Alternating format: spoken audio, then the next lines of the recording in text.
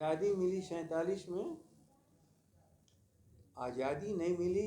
आज़ाद भारत का दस्तावेज संविधान भी दिया गया कि ये भारत में इस तरह की सरकार और हुकूमत होगी, निर्वाचित होगी, सबों को समान मानेगी, धर्म और जाति के आधार पर भेद नहीं होगा, लोकतंत्र होगा और सबको राजनीतिक समानता के रूप में एक वोट का अधिकार होगा।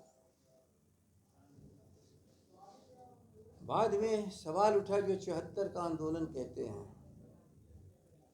उसके लिए हो सकता है 77 का चुनाव और परिणाम आया है। उस पूरे संविधान और लोकतंत्र पर हमला था। उसके लिए लड़ाई जयप्रकाश जी और सारे लोग मिलकर के लड़े।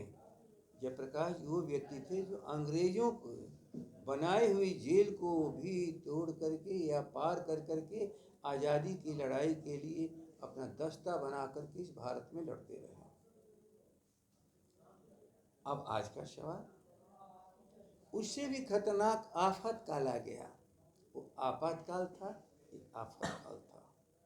उस समय भी हमारा विषय व्यक्ति नहीं था, विषय केवल पार्टी नहीं थी, शासन पद्धति और व्यवस्था थी कि हमारे लोकतंत्र पर हमला करोगे, संविधान पर हमला करोगे, हम उसको नामंजूर करते हैं। आज वो तो स्थगित हुआ था संविधान, अब तो संविधान को ही तोड़ने और हटाने और नए सिरे से लिखने की बात हो रही है।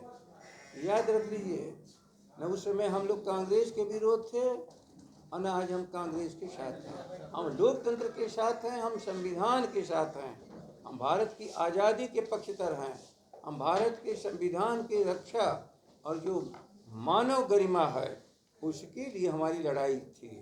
आज़ादी के वक्त भी आपातकाल आया तो भी और आफत काल आया तो भी वही लड़ाकू तेवर, वही लड़ाकू चरित्र, वही समाजवादी आंदोलन की ताकतें इस लड़ाई को लड़ रही हैं। इसलिए ये भ्रम लोग छोड़ दें, केवल हम अंग्रेज के खिलाफ नहीं थे, हम भारत की जनता के पक्ष में थे।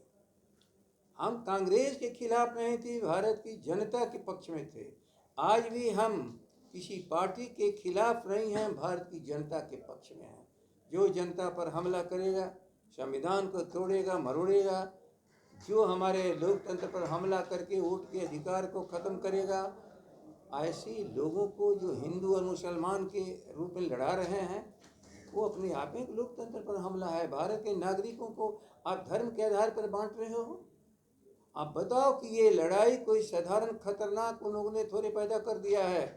इसलिए पहली आज़ादी, दूसरी आज़ादी, तीसरी आज़ादी और तीनों के नायक समाजवादी आंदोलन के लोग रहे हैं। आज वही लड़ाई यहाँ पर बिहार में लालू प्रसाद जी के नेतृत्व में और पूरे भारत के राजनीति के केंद्र बन करके अब उसमें कांग्रेस भी है, और उस समय भाजपा थी, इस समय कांग्रेस है। लेकिन पार्टियों से हमारा कोई बात नहीं है। हमें भारत में लोकतंत्र चाहिए, हमें भारत में सबको सम्मान चाहिए, जो मानव का सम्मान होना चाहिए। संविधान को जो तहस नहस करेगा हम उसके खिलाफ लड़ते रहेंगे, चाहे वो जो भी हो।